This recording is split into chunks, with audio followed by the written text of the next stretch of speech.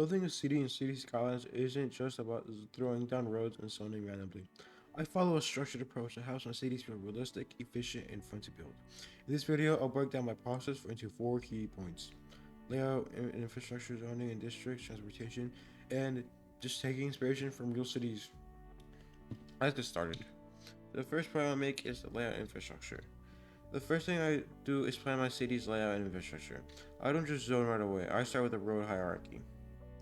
Highways for long distance travel, arterial roads for major traffic, small streets for neighborhoods. I also think of geography. If I have a coastline, I might put a port or a waterfront district there.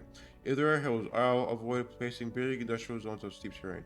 Planning ahead helps my city grow without running into major traffic or expansion issues later.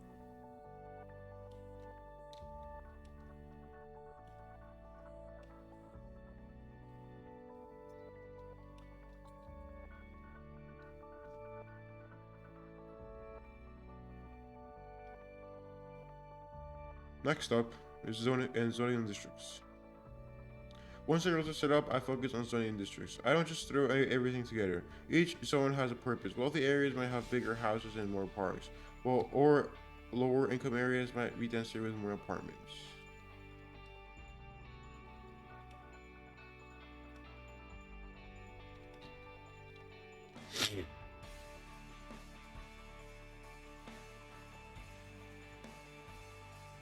I also use the district tool to give different parts of the city a unique feel. Maybe I'll make an industrial district focus on farming or a high-tech commercial hub in downtown.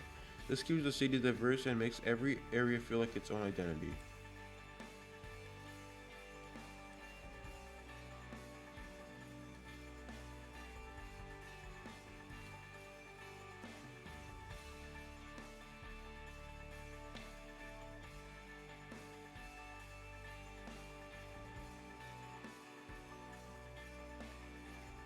Next point I was making is transportation.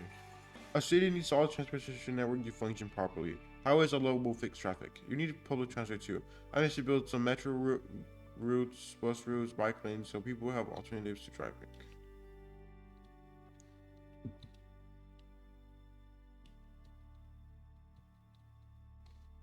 For industrial areas, I focus on front routes like cargo trains and dedicated truck roads to keep trucks out of main streets. A well-planned transport system keeps traffic feel low and makes the city feel more alive.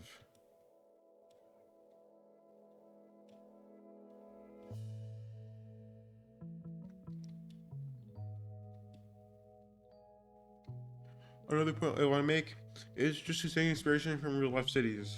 One of the best ways to make a city feel realistic is taking inspiration from real life. I look at cities like LA, New York, Tokyo, and study how they handle zoning, road layouts, and public transport.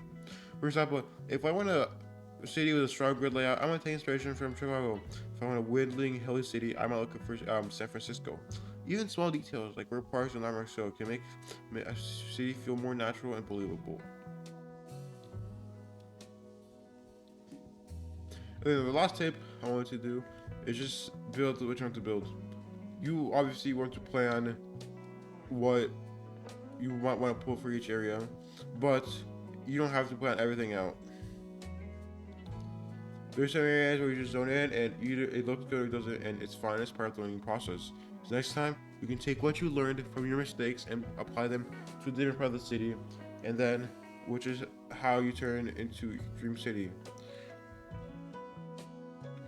Giving a theme to many these neighborhoods very important as it gives many districts and your city itself identity.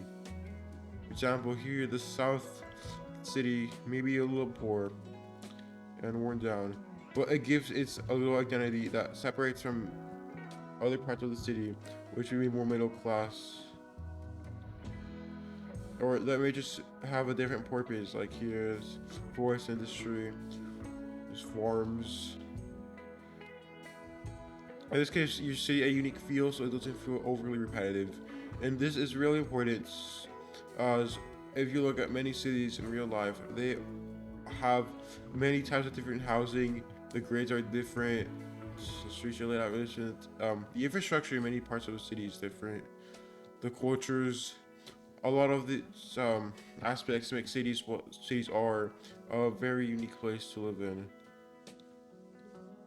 And this is how I build my cities.